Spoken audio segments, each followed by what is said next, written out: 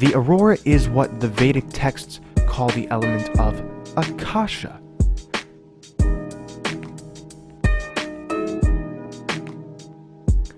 We're told that the aurora comes from collisions between electrically charged particles from the sun that enter the Earth's atmosphere. As a result, bursts of photonic light are released, creating the beautiful aurora. This is, however, completely false, and it's been the explanation used to cover up the true meaning of the northern lights. The aurora is not just an accumulation of electrical light around the poles. If this were true, there would be a constant relation between its displays and the different instruments which have been constructed to tell the presence of magnetism and electricity. The compass would be affected, and the electrometer would be affected the closer one got to the aurora. But this never happens. The aurora never affects these instruments. Why is this? It's because this explanation is so bunk. The aurora is nothing less than the very spark of creation within this realm and within ourselves.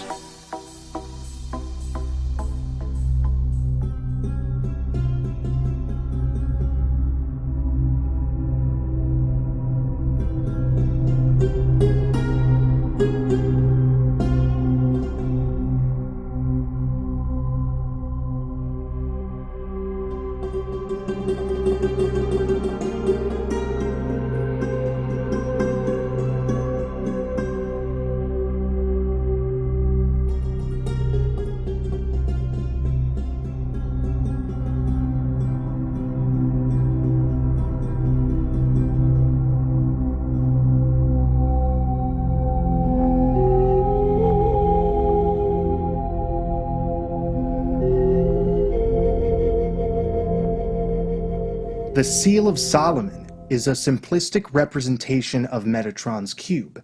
It's a seal with the purpose to close something in, thus trapping it, to do its bidding.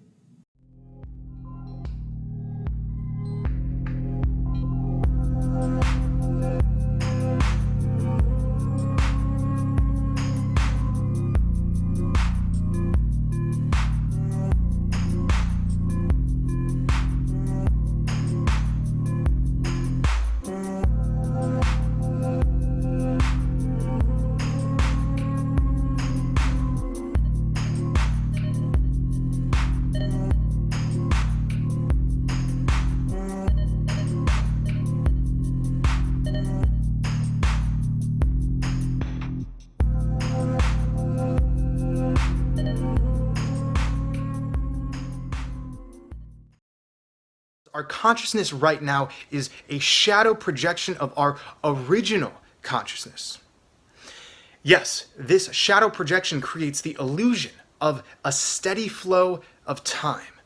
And time, as I've been saying, is absolutely necessary in order to resolve any dualistic conditions. To wake up from this dream, from this projection, we can leave the circuit, enter the event horizon, leaving the illusory confines of Father Time.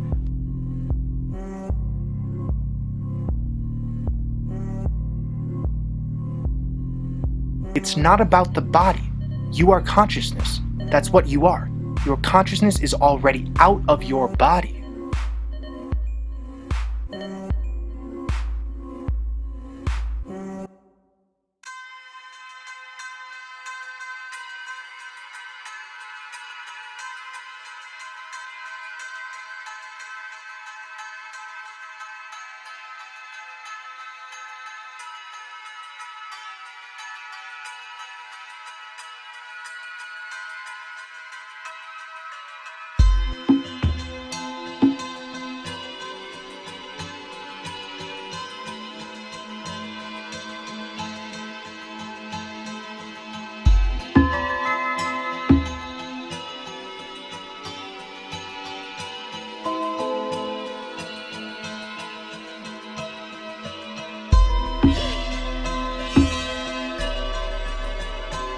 When the great inversion occurs, the spin of the universe will be reversed upon itself. In recent decades, there's been much talk about a pole shift being the event that sparks the end times, the end of time, the transformation of Earth. Looking at the basic model of Earth, the north polarity is the center, the south polarity being everything projected outwards. So the inversion, the pole shift, which will occur when this timeline ends, will be the north and south polarity merging. This is within and without the polar aspects of your being, demonstrated here by the above and below chakras, which merge into the heart, the north polarity. This is the inversion, when balance is finally achieved, returning to the true form, the true blueprint. The toroidal field looks just like an hourglass because we've been stuck in time as long as the south polarity has been sustained. We've been out of the throne.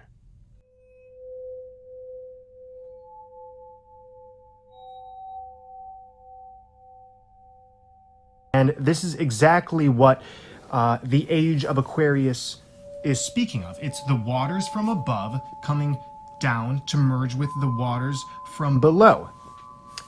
And as I've stated many times, the above and below are two manifestations of the same polarity. And so Aquarius coming down is the same thing as coming up. The above and below will be merging, and we will go back to the original blueprint. So everything we see as far as politics and culture and environmental destruction and all of these traumas that are embedded within our psyches, all of these things, as real as they seem, they're all caricatures reflecting back to us what happens when we leave the center.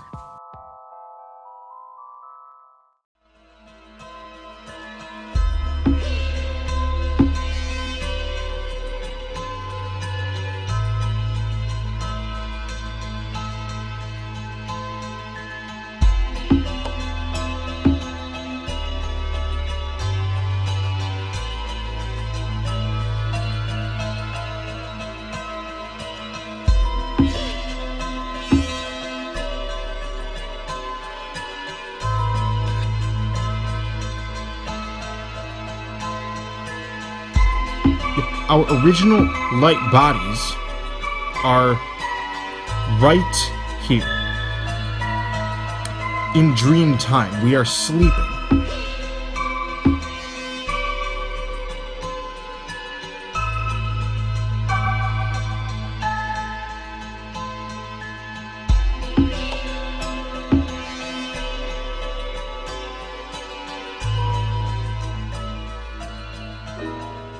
You might ask, okay, but what about the archons? The malevolent thought forms of this world which want to attack me? Well, archon is simply arc-on. The elves, the living souls, projected themselves onto the rainbow, fell on the arc, which is the beginning of the Fibonacci spiral, falling asleep into matter and becoming fallen angels or fallen elves.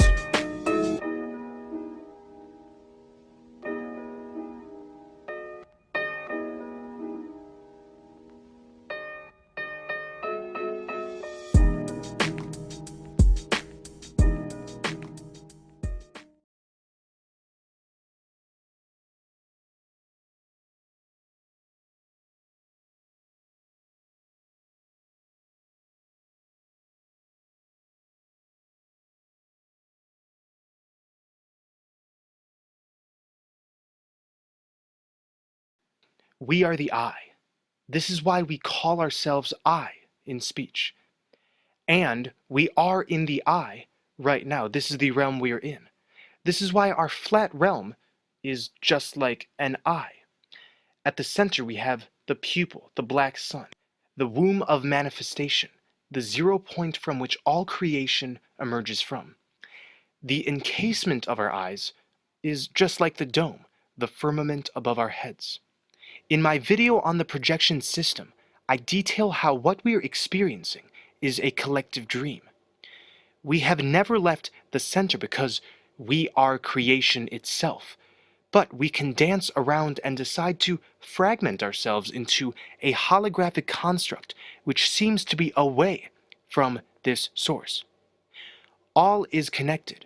This is why when we look into each other's eyes, we are actually looking into ourselves, into the I. There is no you until we branch out from the infinite point of creation, from the here and now. The you shape is created when we take the ends of the I and bridge them. This is like the past and future. Funneling through time, we do not recognize our oneness in the I, and therefore have felt lost, separate and fragmented. We have only recognized the you. It's interesting that the W is the beginning of the we. We flip around the W and get the me. This is because the I is the double you. I am a double of you, and you are a double of me. The I is just like the tree of life at the center, the axis mundi, bridging all the dimensions within this cosmic egg. The center is what it's all about, my friends.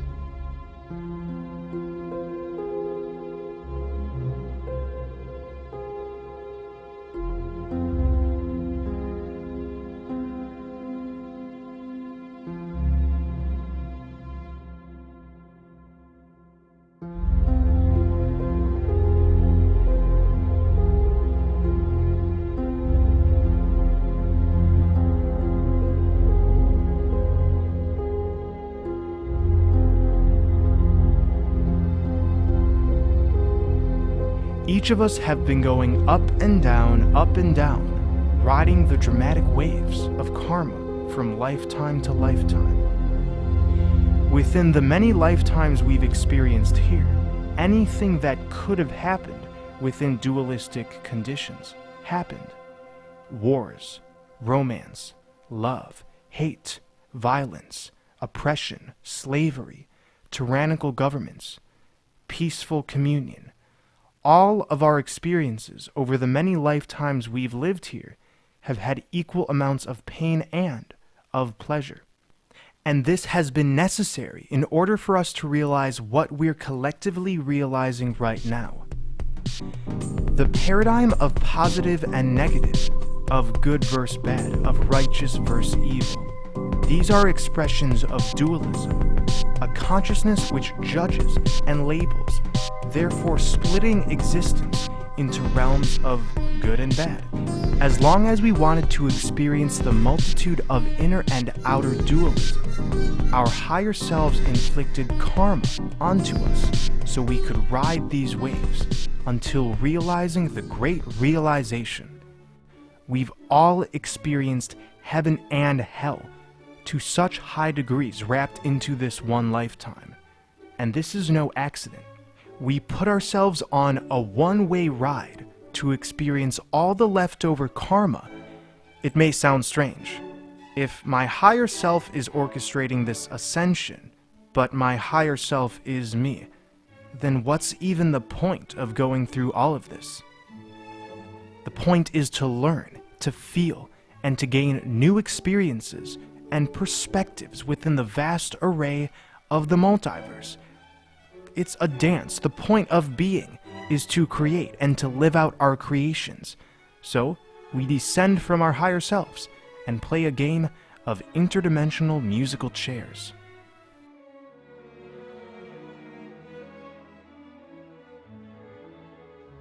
In the recent movie Thor Ragnarok, the mother goddess is seen as the character Hela, who is the goddess of death.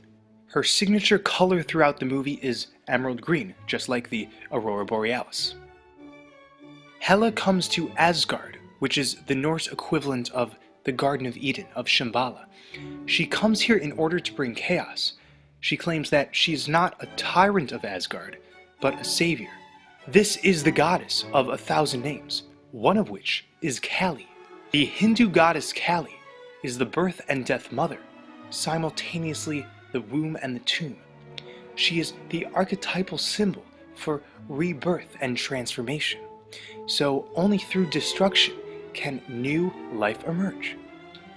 This is similar to the prophecy of Shambhala. It's said that when the darkness has reigned, in its final days, the children of light shall emerge to once again reclaim the throne. As we await the complete unification of our brothers and sisters, we give thanks to the goddess for her tough love. We are all birthed from our mothers, a dark womb that brings forth life. In the same vein, everything in this realm was initially birthed from the black sun. Shambhala, which is a Sanskrit word meaning place of peace or place of silence, is a mythical paradise spoken of in ancient texts, including the Kalachakra Tantra and the ancient scriptures of the Zhang culture which predated Tibetan Buddhism. According to legend, it is a land where only the pure of heart can live, a place where love and wisdom reigns, and where people are immune to suffering, toil, and old age.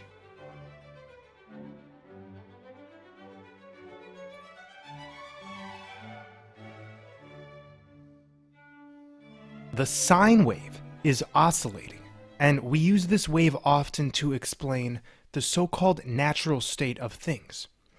The sine wave represents ebb and flow, birth and death, growth and decay. The Bible states that we are born into sin. In Greek mythology, the god Cronus was the name used for Saturn. Cronus was the god of time. He is Father Time. His scythe is the same one the Grim Reaper carries, because they are the same being. It is only in time that birth and death can occur, and therefore the Grim Reaper comes to all who expire. It's no coincidence that the Roman god Saturn carries the scythe. And the name Satan is the late Latin version of the word Saturn. So when we say we're in the belly of the beast, this means we are in Satan's world, in the confines of time, the confines of sin, the sine wave. Saturn is the realm we're in right now. This is not truly Earth. Saturn is the space-time continuum fabric, the quantum matrix ruler. You might ask, what is there without ebb and flow, without the sine wave? There just is being. Being in the Hyperborean solitude we describe so much. The 0 point, where we're headed to, the apex of creation.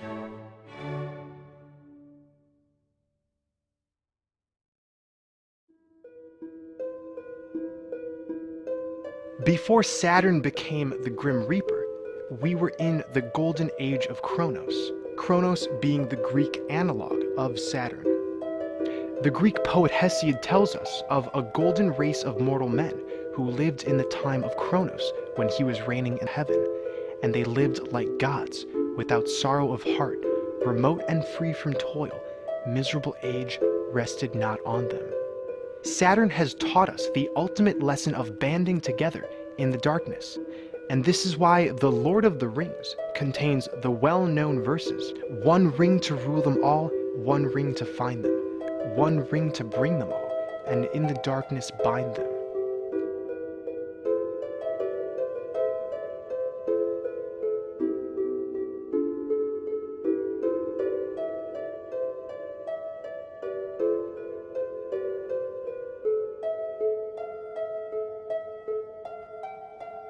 In his Hermetic text, The Stellar Man, John Baines writes that there is a collective unconscious consistently exerting a de-individualizing influence on humanity. He calls this the collective soul, or central computer. This central computer is what I have previously called the secondary AI oversoul. An oversoul is a conglomeration of souls, also called a soul group. An oversoul transcends individual consciousness. We can think of it as funneling the underlying attributes of that soul's intelligence. The oversoul of the living souls contain divine intelligence, since it is still tethered to the pleroma, the source of this intelligence. The secondary oversoul of the organic portals, however, has only a parasitic intelligence which attempts to mimic that of the living souls. This may be difficult to digest. To say most people are dead would mean many of your loved ones, friends, family, teachers, favorite musicians are not organic forces like you thought, but are a part of a complex AI consciousness. A soulless being appears as full of life as anyone, but we're dealing not with a complete person as we think of on all levels. We're dealing with something that suggests a constructed reflex machine, which can mimic a true being. An organic portal can seem to have creative ideas, moments they hold dear to their heart, but at the end of the day, their function is to consent to and sustain the energy extraction matrix. Their AI software dictates that their life will be focused on material, monetary, personal, and fleshly interest. The 20th century Russian esoteric author Boris Maraviv wrote in his work Gnosis that there are two types of humans, Adamic man and pre-Adamic man. This is how he classified the organic portals, or soulless beings, and the living souls. Maraviv writes, "The scriptures contain more than one reference to the coexistence of these two humanities, which are now alike in form, but unlike in essence. The anthropoid race are the descendants of pre-Adamic humanity. The principal difference between contemporary pre-Adamic man and Adamic man, a difference which is not perceived by the senses, is that the former does not possess the developed higher centers that exist in the latter, which, although they have been cut off from his waking consciousness since the fall, offer him a real possibility of esoteric evolution. When one is in the process of growing and strengthening the soul, the control system, the AI consciousness, will automatically insert more organic portals into the living soul's life. As such, their growth will be ridiculed, ignored, argued about, and oftentimes the living soul is left with a dilemma: to follow their inner truth or to submit to the system. The targets of the energy extraction matrix are those with self-aware consciousness who find themselves caught in the muck of sentient programs. Boris Maraviv explains that organic portals, the descendants of pre-Adamic man, have a sort of automatic reaction to stifle the progress of living souls. Therefore, when a living soul aims to connect with the true essence of their being, organic portals, he writes, will automatically become instruments of the general law, which makes sure that those who step out of line are brought back to the fold. This is how a man's foes shall be those of his own household.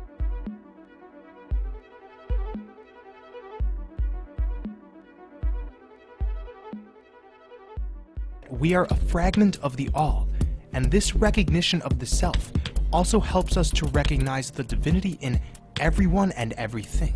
Matter is a pure mental phenomenon.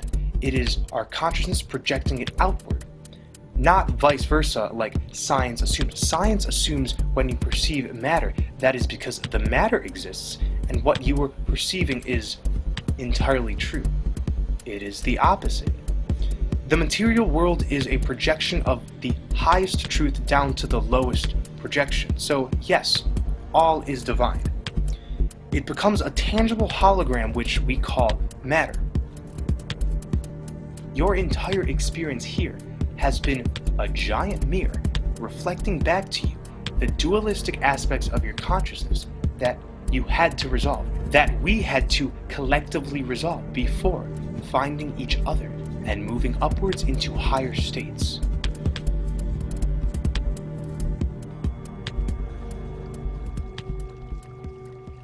He who by progress has grown from the darkness, lifted himself from the night into light, free is he made of the halls of Amenti.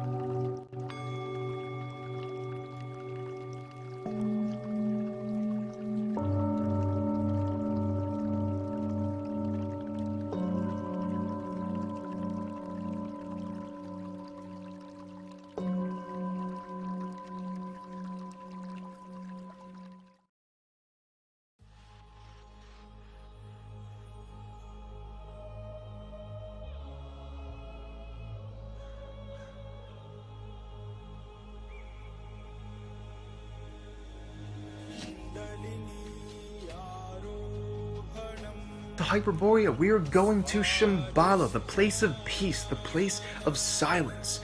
And in this place of silence, there will not be any room for intent that is disharmonious. And this is why I'll keep saying, we must point out what heals the world, not what destroys it. We are the living souls. We are about to turn over this cosmic egg. The cosmic egg is about to change guard from Saturn, from Satan, from the accuser, to Earth, which we really have not been on. Earth is an anagram for heart, as I always say. So we are re-establishing harmony, which was really never lost, just covered up in our consciousness. And if we break down harmony, it's harm money. So in order to create true harmony, we must dissolve all of these constructs that we thought were set in stone. Time, money, aggression, fear. We truly have the power. We truly are the gods and goddesses of the past, of the future, of the present, of the eternal now.